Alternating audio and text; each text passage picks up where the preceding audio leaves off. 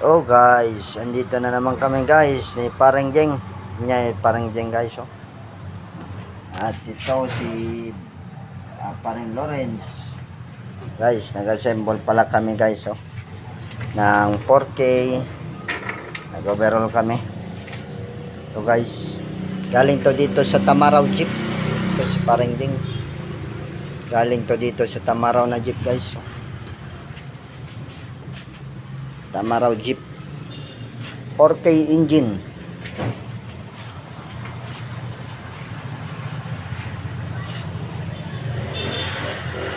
Assemble lang muna kami guys, at ako naman ay nagra-grind dito ng barbula.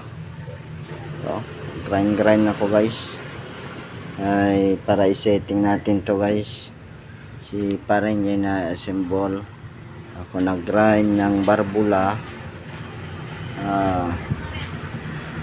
Tapos andun yung assistant namin dalawang aso assistant. Pinulong muna namin kasi medyo malikot. So guys, parang Jeng. Assemble lang muna kami guys. Grind lang muna guys, para ma-setting siya. Ito yung iba, tapos ko na i-grind to tapos na to pangatlong barbula, yung intake at saka exhaust, tapos na to.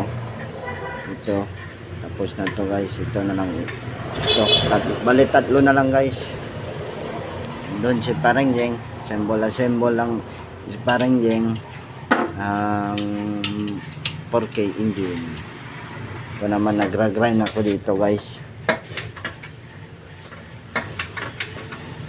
Ganyan lang buhay namin mekaniko guys. Buhay namin mekaniko, electrician,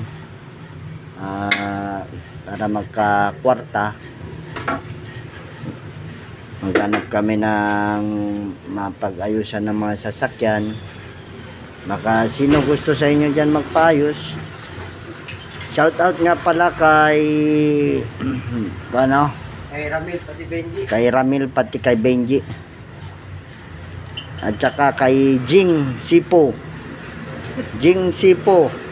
Shout out kay Jing Sipo, kapatid ni Roland Reconalla, ang aking buddy dati sa Abubakar na electrician.